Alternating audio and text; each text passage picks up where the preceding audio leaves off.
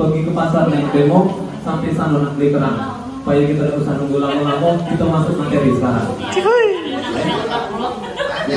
Assalamualaikum warahmatullahi wabarakatuh. Waalaikumsalam.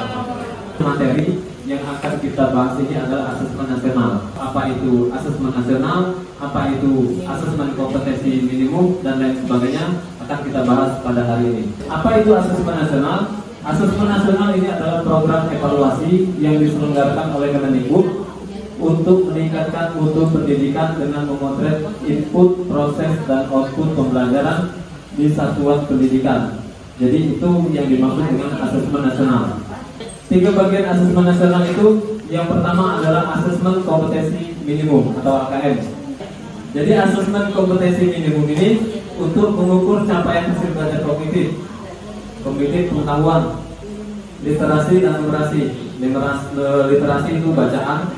Jadi ada teks, biasanya teksnya ini terbagi 2, ada teks fiksi dan teks informasi. Kemudian yang berdampak pada semua mata pelajaran. Untuk bagian kedua adalah survei karakter. Nah, survei karakter ini bertujuan untuk mengukur hasil capaian murid dari hasil belajar sosial emosional. Jadi 6 indikator utama survei karakter itu, yang pertama beriman dan bertakwa kepada Tuhan Yang Maha Esa serta berakhlak mulia. Jadi dijelaskan di sini, pelajar Indonesia yang berakhlak mulia adalah pelajar yang berakhlak dalam hubungannya dengan Tuhan Yang Maha Esa. Ia memahami ajaran agama dan kepercayaannya serta menerapkan pemahaman tersebut dalam kehidupan sehari-hari. Elemen kunci beriman pada Tuhan Yang Maha Esa ini, yang pertama adalah akhlak beragama, kemudian akhlak pribadi, akhlak kepada manusia, akhlak kepada alam, dan akhlak bernegara. Kemudian yang kedua, berkebinekaan global. Jadi kita tahu selama ini bineka itu perbedaan. Bineka Tunggal Ika, berbeda-beda tapi tetap satu jua dalam lingkup nasional. Jadi bagaimana hubungannya dengan berkebinekaan global? Artinya peserta didik kita yang akan bersaing secara global, secara mendunia, namun mereka tetap menjunjung tinggi kebinekaan itu sendiri. Jadi budaya-budaya bangsa itu tetap menjadi ciri khas peserta didik kita di level global atau mendunia. Kemudian untuk yang ketiga, kemandirian. Apa tugas yang dikasihkan oleh guru itu yang dilaksanakan secara mandiri. Elemen kunci dalam mandiri itu kesadaran akan diri dan situasi yang dihadapi, dan yang kedua adalah regulasi diri. Kemudian gotong royong. Jadi gotong royong ini, pelajar Indonesia memiliki kemampuan gotong royong, yaitu kemampuan untuk melakukan kegiatan secara bersama-sama dengan sukarela agar kegiatan yang dikerjakan dapat berjalan lancar, mudah, dan ringan. Bernalar kritis. Pelajar yang bernalar kritis mampu secara objektif. Jadi itulah pelajar Indonesia. Diharapkan karakternya nanti seperti itu. Jadi dalam memproses informasi baik kualitatif maupun kuantitatif, membangun keterkaitan antara berbagai informasi, menganalisis informasi, mengevaluasi, dan menyimpulkannya. Yang terakhir itu kreativitas.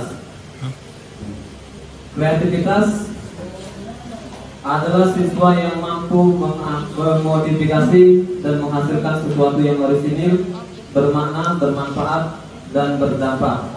Jadi elemen kuncinya itu menghasilkan gagasan yang orisinil, menghasilkan karya dan tindakan yang orisinil. Jadi siswa dalam survei karakter ini diharapkan nantinya siswa dapat berpikir dan bertindak secara kreatif, itu dapat memodifikasi ataupun menghasilkan sesuatu yang dapat berdampak langsung pada siswa itu sendiri dan terhadap lingkungan belajarnya, baik kepada sekolah maupun kepada orang tua, terlebih-lebih kepada teman-teman dalam satu kelas. Dan yang terakhir adalah survei lingkungan belajar untuk mengevaluasi dan memetakan aspek pendukung kualitas pembelajaran di lingkungan sekolah.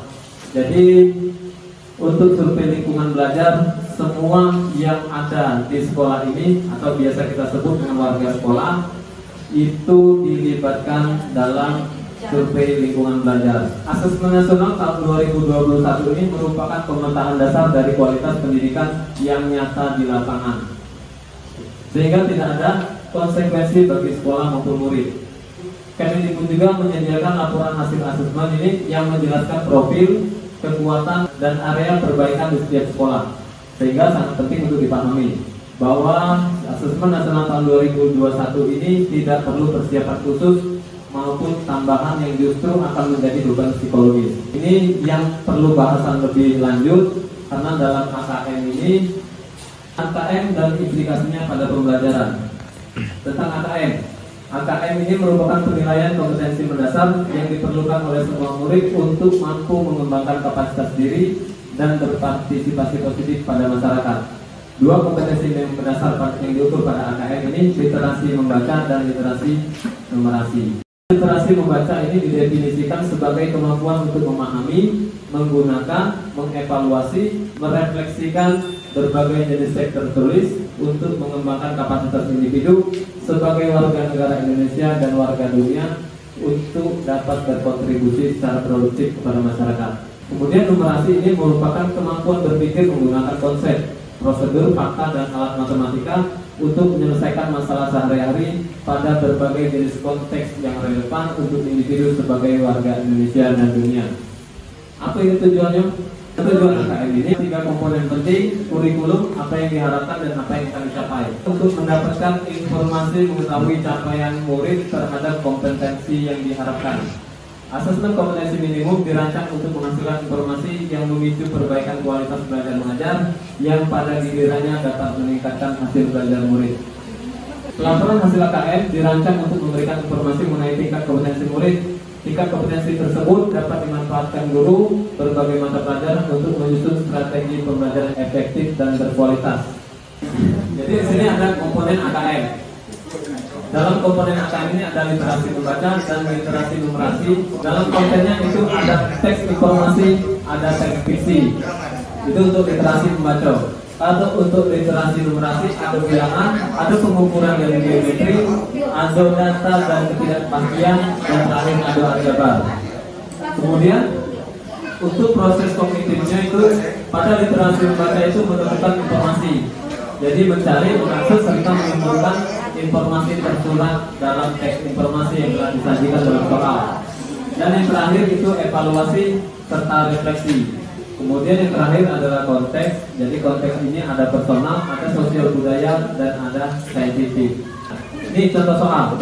Untuk peserta AKM ini sendiri nantinya diambil di kelas 5, bukan di kelas 6. Jadi contoh soalnya dari teks fiksi yang sudah disebutkan, yang sudah dituliskan ini, satu, tentukan setiap pernyataan berikut sesuai dengan isi teks. Sesuai dengan isi teks ataukah tidak. Jadi contoh soalnya kayak ini. Soal yang kedua ini misalnya, pilihlah pesan-pesan yang merupakan simpulan dari teks di atas. Ini contoh soal numerasi. Fitri perlu 1/5 kilo gula, kemudian meletakkan sejumlah gula di timbangan dan ditunjukkan pada gambar berikut. Berapa gram gula yang harus dikurangi? Contoh soalnya nih, setiap proses adonan menghasilkan 16 buah bolu kukus. Masing-masing beratnya itu 50 gram. Apakah benar proses masak bolu kukus itu dapat mengurangi berat adonan?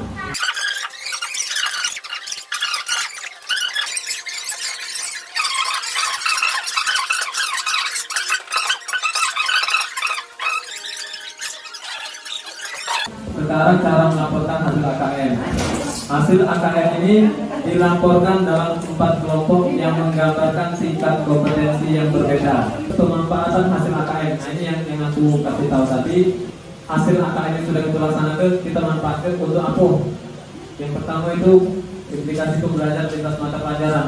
Pelaporan tingkat kompetensi dapat dimanfaatkan guru sebagai mata pelajaran untuk menyusun strategi pembelajaran yang efektif dan berkualitas. Balik-balik ke situ tadi, apa hasilnya, cak mana strategi kita mengatasi pembelajaran ini agar lebih berhasil, lebih efektif. Kemudian implikasi pembelajaran lintas mata pelajaran. Contoh strategi meningkatkan kompetensi literasi membaca di mata pelajaran seni budaya dan prakarya. Penutup, meskipun AKM tidak mengukur secara spesifik capaian belajar pada mata pelajaran, namun pelaporan hasil AKM dapat dimanfaatkan untuk perbaikan proses pembelajaran pada mata pelajaran. Dengan memanfaatkan informasi hasil AKN, guru dapat menyusun strategi pembelajaran yang efektif dan berkualitas. Hasil AKN dapat memberi gambaran kepada guru mengenai takaran tepat untuk setiap teaching at the right level. Dengan strategi yang sesuai dengan kondisi murid, tugas atau pembelajaran yang diberikan juga sesuai dengan kondisi murid. Dengan demikian, antusias untuk belajar tetap terjaga. Rasa bosan karena tantangan atau tugas yang terlalu sederhana, atau rasa putus asa karena tugas yang terlalu sulit di luar jangkauan murid dapat dihindari.